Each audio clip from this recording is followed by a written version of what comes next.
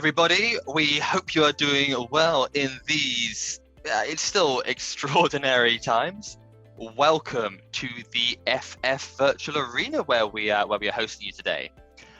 Today, I'm actually quite excited for this because it's one of those elements that is something that's been talked about for a long time, as well as something that is still relatively new, which is all around open banking and how banking as a service, as a model, is enabling people to start to build quite exciting products.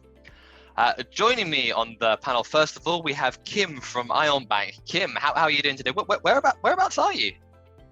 I'm in Brussels. Today it's less hot than yesterday, so still doing fine, temperature-wise. This European heat wave. I mean, if it's not raining and it's a little, the week-long heat wave that we get a year. Joining us as well from Tricount, we have got Johnathon. Johnathon, whereabouts are you in the world today? Because we're debating your background, whether it's real or not. Yeah, it's totally real. So I'm here in the office, also in Brussels, Belgium. So nice weather and everything going fine. Fantastic, excellent. And from Mastercard, we have Henri. Henri, where are you in the world as well? Are you also coming from Brussels? Yeah, just about. I'm just outside of Brussels in sunny Waterloo. It's looking gorgeous today. It looks like it's going to be a hot day, so I'm actually quite glad to be inside in the AC for once. Excellent. Well, let's go straight into it. So, to set the scene, Tricount recently partnered with Aion Bank, Vodeno, and Mastercard to launch a feature that allows users to reimburse friends via bank transfer directly through the app. Can you just talk us through a little bit about Johnathon, about how you were able to build this feature and what was some of the sort of genesis behind it? Where did the demand for this come from? Yeah, so Tricount is, as you said, an application to organize group expenses between friends. So during a trip or an activity, you will record expenses, share them with your friends. And at the end of the trip comes the question, how am I going to reimburse my friends, So it was quite a natural extension to be able to offer a settlement feature from within Tricount to make the life of all our users easier, basically. And in Tricount, we have always been neutral, meaning we want to offer our service to the larger amount of people. So it was important for us to have something that was bank agnostic, if I may say. And so open banking and PSD2 in this context seemed a promising fit, and so it was with great enthusiasm we partnered with Aion, Vodeno, and Mastercard to make this happen, and the success is there. So we can see people are using it, and it makes their trips easier to manage.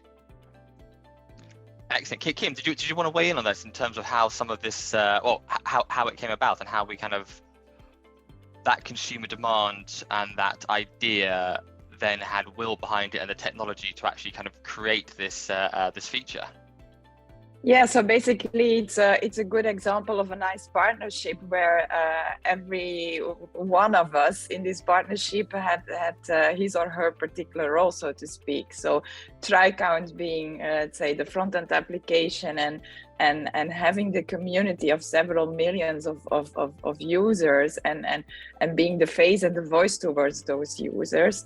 And then moving back in the chain, Aion and Vodeno made sure to provide, let's say, the gateway to link, let's say, those users and the Tricount application with the Mastercard open banking platform, and Mastercard really serving as the backbone of everything and ensuring the reach that those consumers could do the payments among all Belgian banks and also in a second phase among Luxembourg banks. So that's really how we work together in order to offer everything in a one-click user experience. So although for us we had integrated like 3 different parties for the consumer, it's like a seamless one-click experience to just transfer the money to their friends. That's the thing, the consumer doesn't, for this kind of feature, the consumer doesn't care who's behind it, who's kind of doing that. They don't. they just care around the functionality of it. We've got to talk about open banking. I actually dug out an old press release from a very large British bank beginning with B, which had a very similar scheme about 15 years ago. But it was only, actually no, it was about 2010. So, but it was only for customers of Barclays that were able to actually sort of split the bill. So if you have somebody who's with, you know, BBVA or whatever, not able to do the split. And it does seem that the open banking is part of the landscape that has enabled this to be, as you mentioned, bank agnostic. Now, Henri, access to the open banking rails, this is a big part of enabling this feature. Can you just give us a very, very top-down overview as to what open banking is and why Mastercard is interested in developing these tools and interested in the open banking movement?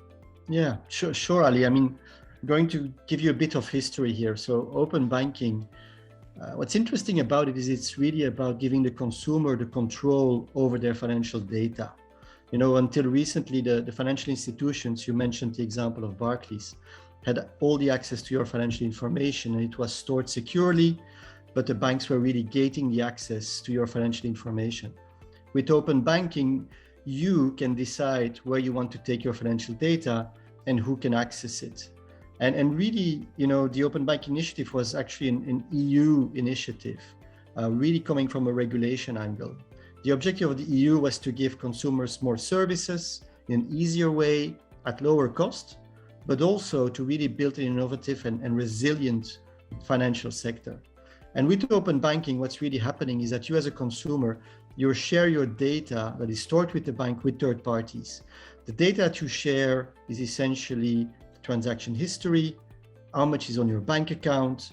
And in the case of the example here with Vodeno and with Tricount, it's also initiating payments. Now, the good news is that, you know, where you share your information is actually shared with regulated entities. They have to register with the central bank. The technology is also regulated. And an extremely important point here is consumer consent. You as a consumer have to essentially declare that you are happy to share your data, in this case, with Vodeno and Tricount. And in this way, there really is an expectation that a new ecosystem can be created that's bank agnostic, that can grow very fast. In terms of, you know, why Mastercard is interested, you know, well, we're seeing that technology is evolving very fast. There is regulation, there is new possibilities, whether that is with open banking or whether it's with instant payment, where, you know, the card rails are not the only rails around anymore. There's other solutions popping up that are interesting for consumers, that are interesting for companies. And we as a company, we don't want to rely just on one rail. We want to become a multi-rail company. Open banking is one of those. Really giving different solutions to the partners that we work with is our objective here. And that's one of the things that I genuinely really love about this industry. It's Mastercard. I mean, you guys are pretty well established, to put it mildly, but you're still acting like a day one company. To quote Amazon, you're still going, okay, what's it going to be like in the future? I think, you know, I think that we can't stand still, right? You know, the banking, the card rails have been there for 50 years. That doesn't mean that we don't invest in it anymore. There's a lot of, you know, investment going still in cards. You're seeing it with tokenization and with the phone usage. But we have to be open to what's happening outside of it. And you know, that's why our philosophy is to really look beyond just cards and to look at what's popping out and whether we can play an interesting role in it. Absolutely. Let's bring on a little bit from open banking, because I want to talk about BaaS. I want to talk about banking as a service, which arguably is something that has been around for quite a while, but in its sort of current format, that as a service model it feels relatively new. Kim, obviously you at Aion Bank and your technology partner Vodeno, banking as a service providers. What how again, give us a bit of a top-down view. How would you describe BaaS, and how does it leverage and work in tandem with open banking? Let me start first by giving an example. So imagine I'm a CEO of a retailer, a large brand, and these days I face fierce competition. So I need to think my strategy and see how can I cope with the competition, and how can I make sure that my customers doing checkout process and buying goods online in my web shop remain loyal to me.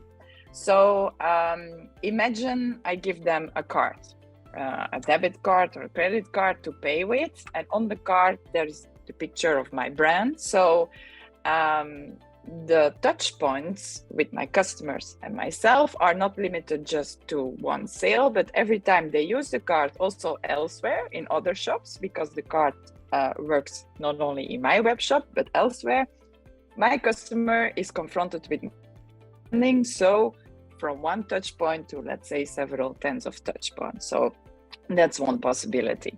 On the other hand, imagine I'm selling TVs or something like that in my web shop. I could also integrate in my user journey the possibility to also take a loan in order to finance it, all integrated in my checkout process, to offer peace of mind and a seamless journey to my customers. So integrating lending, offering cards. If you integrate lending, also from that angle, you extend the number of touch points that you interact with your customers, because before you just had one sale. If you engage them in lending, there is the repayment. So again, more touch points. That's exactly the promise of banking as a service. The ability of large brands in order to integrate financial services in their journey to make life of the consumers easier. That's what we do with Aion in combination with Vodeno. Vodeno are fully cloud native, 100% mobile, API-based technology provider in combination with the European banking license of Aion. So this combination, techno and banking license, makes it literally what we say, banking as a service. Bank in a box, offered to regulated players, but also to non-regulated players that don't have the expertise or the knowledge themselves, and are in that way able to offer it to their customers. So with that open banking, the example of the project that we did with Tricount and Mastercard is a perfect example on how banking as a service, on the one hand, leverages on the open banking rails on the other hand. Because there we leverage, and what we offer there is specifically the feature that we allow consumers to pay within the Tricount app. So there we offer payment services on the rails of open banking. We just said, like, they can reach all Belgian banks, all Luxembourgian banks from within the Tricount app. So there we offer one particular feature of banking, being payments. And we do that by leveraging on the rails of the open banking and everything what is offered by the European regulation from regulatory point of view, technology point of view, in order to do so. So it's a perfect example on how we implement it using both regulation, so to speak. Another example of how we use it in other projects is, for instance, in order to assess the creditworthiness of a consumer. If a consumer wants to take a loan, we also leverage on open banking, for instance, by fetching via the connection to his bank 6 months of his payment history, so to speak, to load it in and then to analyze, and based on that, let's say, payment history, to assess, among other input factors, of course, to grant the loan to that person or not. So there are plenty of examples on how to leverage on a regulation and some rails that have been put in place to really create nice user experiences for the market. Very, very, very, very well said there. I'm sorry, Johnathon, did you want to weigh in there around BaaS? Oh, but yeah, I think she stressed the user experience aspect, which is indeed very important for products like Tricount, consumer-facing products. So that's really where open banking is really an added value. We can focus on our core offering and our core job, let's say, which is doing good-looking, usable, simple consumer-facing products, while not having to take responsibility for the more technical regulatory work that we can work with partners for that. So it's really important as a startup to stay focused on what you do, and what you do well, and that's precisely what we achieve to do with this partnership.